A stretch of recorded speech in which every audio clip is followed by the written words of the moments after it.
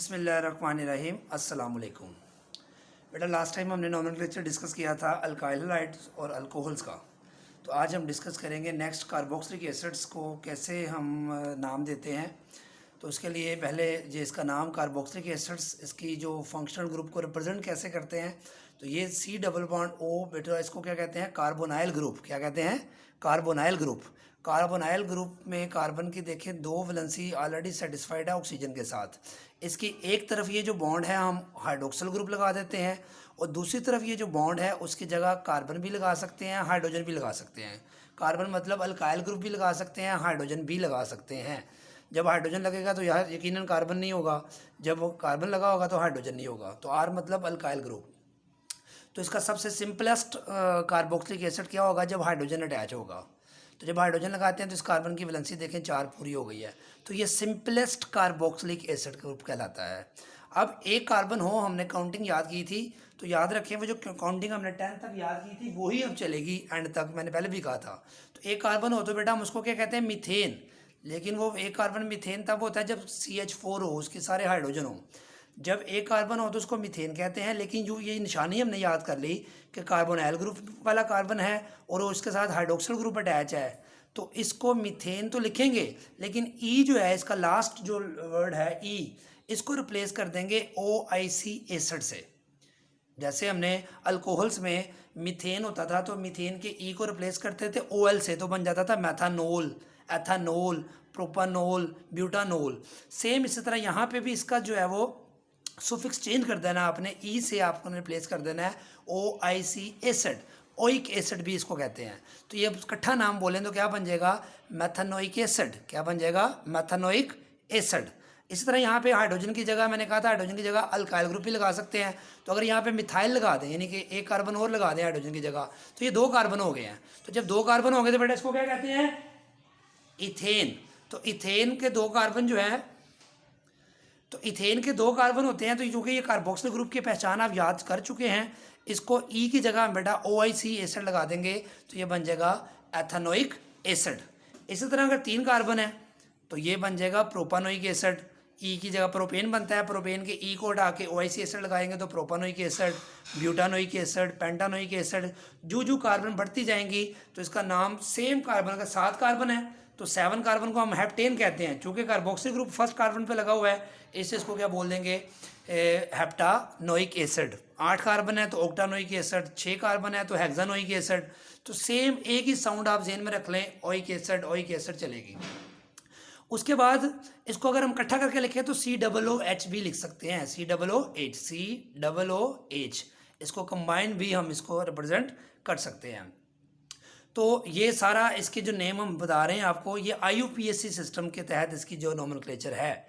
अब इन्हीं कंपाउंड्स को जो है अगर आप देखें, पहले इसका एक और नाम लिख लें पेंटानोइक एसिड के बाद, अगर इसकी यहाँ पे ब्रांच आ गई है तो ब्रांच आने से कोई फ़र्क नहीं पड़ेगा, नाम चेंज हो जाएगा यकीनन। तो रहेगा तो ये कार्बोक्सिलिक एसिड ही, लेकिन उसकी जो नंबरिंग कहाँ से करेंगे, नंबरिंग याद रख लें बेटा, कार्बोक्सिलिक एसिड में ये वाली जो कार्बन है ये हमेशा कार्बन नंबर 1 होगी। नंबरिंग हमेशा यहीं से ही हम स्टार्ट करेंगे। तो 1 2 3, जैसे हम अल्कीन्स में नंबरिंग कहते थे हम वहाँ से करेंगे जहाँ से डबल बॉन्ड करीब होगा। हम अल्केन्स में कहते थे जहाँ से ब्रांच करीब होगी। तो यहाँ से नंबरिंग के लिए फंक्शनल ग्रुप कार्बोक्सिलिक एसिड से ही स्टार्ट करेंगे। तो 1 2 3 4 5 कार्बन को हम क्या कहते हैं, पेंटानोइक एसिड। पेंटानोइक एसिड वाला एसिड होगा ना 5 कार्बन के लिए, और इसकी 1 2 3 पोजीशन पे मिथाइल लगा हुआ है तो 3 मिथाइल पेंटानोइक एसिड। इस ब्रांच का असूल वही है जो हमने अल्कीन्स में सीखा, वही है जो हमने अल्काइल हैलाइड में सीखा। तो ब्रांच को शुरू में लिखना उसकी पोजीशन के साथ, पोजीशन के लिए नंबरिंग करनी पड़ती है। तो नंबरिंग हमेशा हम यहाँ से करेंगे 1 1 1 1 ही होगा। ये बात क्लियर होगी सबको। अब इसके कॉमन नेम्स हैं कुछ, जैसे हमने अल्कोहल्स में कॉमन नेम्स याद किए थे, इस अल्काइल हैलाइड में किए थे। मिथाइल क्लोराइड को क्लोरोमीथेन कहते हैं एक्चुअली, लेकिन कॉमन नेम उसका मिथाइल क्लोराइड है। इस तरह मिथाइल अल्कोहल हमने पढ़ा था, मिथाइल अल्कोहल उसका कॉमन नेम है, लेकिन मैथानोल उसका IUPAC का सिस्टम के तहत नाम है। सेम इस तरह इसके कुछ कॉमन नेम्स हैं। ये जो पहला है जिसको मैथानोइक एसिड का है, इसको कॉमन नेम से बेटा याद रख लें, फॉर्मिक एसिड कहते हैं। इससे 2 कार्बन हो जाए तो इसको क्या कहते हैं, एसिटिक एसिड। 3 कार्बन हो जाए तो किससे कहते हैं, प्रोपियोनिक एसिड। 4 कार्बन हो तो क्या कहते हैं, ब्यूटायरिक एसिड। अगर 5 कार्बन हो जाए तो क्या कहते हैं बेटा, वेलरिक एसिड।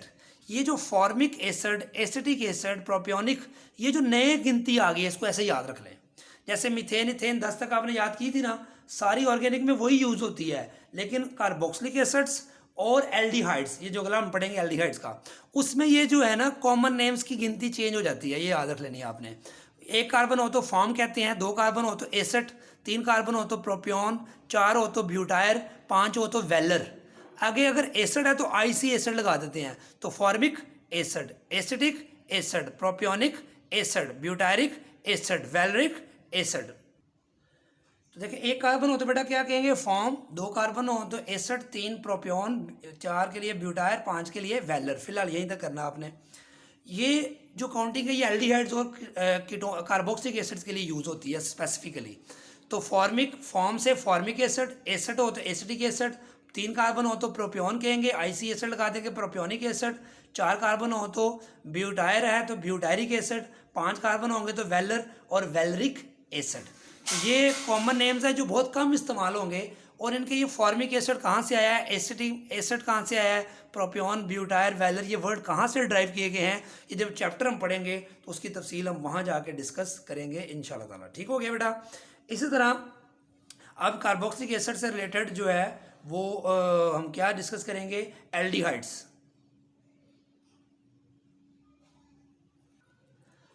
अब देखें बेटा एल्डिहाइड्स की पहचान याद कर लें कि कार्बोनाइल ग्रुप हमने पहले सीख लिया कि सी डबल बॉन्ड ओ को कार्बोनाइल ग्रुप कहते हैं। इसके एक तरफ हमने पहले पढ़ा था OH लगा दें तो उसको कार्बोक्सिलिक एसिड कहते हैं, लेकिन यहाँ पे OH की जगह हाइड्रोजन सिर्फ लगाना है आपने, और दूसरी तरफ सेम है RH, हाइड्रोजन भी हो सकता है R भी हो सकता है। यानी कि एल्डिहाइड्स और कार्बोक्सिलिक एसिड में सिर्फ फ़र्क किस चीज़ का है कि यहाँ पे हाइड्रोक्सिल ग्रुप होता है कार्बोक्सिलिक एसिड में और यहाँ सिर्फ हाइड्रोजन होगा। इस ग्रुप को सिर्फ इतने हिस्से को, इस हिस्से को कार्बोनाइल ग्रुप कहते हैं। अगर हाइड्रोजन के साथ मिला के बोलें तो इसको बोलते हैं फार्माइल ग्रुप। क्या बोलते हैं, फार्माइल ग्रुप। इसलिए यहाँ पे O होता तो इसको कार्बोक्सिल ग्रुप कहते हैं जब हाइड्रोक्सिल ग्रुप होता टोटल। तो अब इसकी पहचान हमने सीख ली। अब H लगाते हैं हम यहाँ पे, तो ये H लग गया। तो एक कार्बन होता, मैंने बताया गिनती आपको याद है, मीथेन कहते हैं, लेकिन यहाँ पे E को हटा के क्या लगाएंगे, जैसे अल्कोहल में E को हटा के OL लगाया था, अल्कोहल के लास्ट 2 वर्ड्स, यहाँ एल्डिहाइड के पहले 2 वर्ड्स क्या है AL, तो यहाँ पे AL लगाएंगे तो बन जाएगा मैथानल। क्या बन जाएगा बेटा, मैथानल। इसका 2 कार्बन हो, इससे से कोई पहचान कर लेंगे। अगर आपकी एल्डिहाइड होता है तो इसको नाम क्या रखेंगे, E की जगह AL, एथानल। 3 कार्बन हो जाएंगे तो प्रोपानल, 4 कार्बन हो जाएंगे तो ब्यूटानल, 5 कार्बन हो जाएंगे तो पेंटानल। सेम उस तरह अल्कोहल में जैसे हमने पढ़ा था पेंटानोल, ब्यूटानोल, प्रोपानोल, एथानोल, मैथानोल। तो मेरा ख्याल है ये पहचान सिर्फ सीखनी है आपने, नाम याद रखना इतना मुश्किल नहीं है, एक दफ़ा प्रैक्टिस करेंगे तो ये तैयार हो जाएंगे। सेम इस तरह ये जो IUPAC नेम्स मैंने बताए हैं आपको, इस तरह इसके कॉमन नेम्स भी चूँकि कार्बोक्सिलिक एसिड से ड्राइव किए गए हैं, तो याद करें कार्बोक्सिलिक एसिड, अगर ये यहाँ OH होता तो ये फॉर्मिक एसिड था, अभी हमने पीछे पढ़ा, ये आपके सामने ये है फॉर्मिक एसिड है।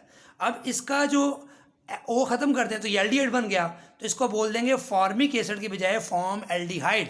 जो मैंने अभी आपको काउंटिंग याद करवाई है ना, फॉर्म, एसिड, प्रोपियोन, ब्यूटायर, वेलर, उसको एज इट इज़ यूज़ कर लेना आपने, IC एसिड नहीं लगाना। अब देखें यहाँ पे ये एस्टिक एसिड पढ़ा था हमने, जो अगर यहाँ पे O होता तो, लेकिन यहाँ पे O नहीं है तो ये एल्डिहाइड है, तो इसको बोलेंगे एसिड एल्डिहाइड। 3 कार्बन है तो प्रोपियोन एल्डिहाइड, ब्यूटायर एल्डिहाइड, वेलर एल्डिहाइड।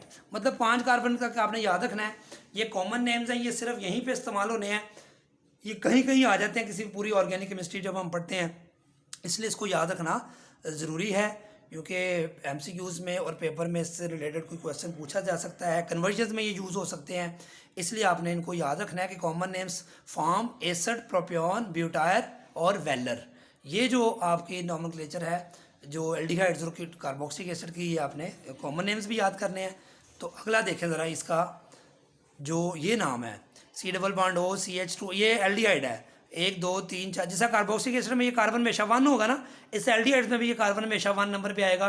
इसके नंबरिंग हमेशा यहीं से हम स्टार्ट करेंगे, कहीं और से नंबरिंग स्टार्ट नहीं करेंगे। तो 1 2 3 4 5 है तो पेंटानल हुआ, 3 पे 1 2 3 पे मिथाइल है तो 3 मिथाइल पेंटानल। तो ये बहुत ही आसानी से आप इसको बेटा सॉल्व कर सकते हैं। उसके बाद देखिए हमारा बेटा मज़ीद तफसील जब चैप्टर के अंदर जाएंगे तब पढ़ेंगे, अभी हम बेसिक्स सिर्फ डिस्कस कर रहे हैं। नेक्स्ट बेटा है कीटोन्स। कीटोन्स की पहचान पहले देखें क्या होता है। ये कार्बोनाइल ग्रुप फिर आ गया, तो ये 3 कार्बोनाइल ग्रुप हैं, ये भी कार्बोनाइल ग्रुप है, ये भी और ये भी। तो साथ क्या अटैच है दोनों तरफ, उससे फैसला होगा कि ये फंक्शनल ग्रुप कौन सा है, एल्डिहाइड है, कार्बोक्सिलिक एसिड है क्या, या कीटोन्स है। तो कीटोन्स में कार्बोनाइल ग्रुप के बेटा दोनों तरफ कार्बन होता है, यानी दोनों तरफ अल्काइल ग्रुप होता है।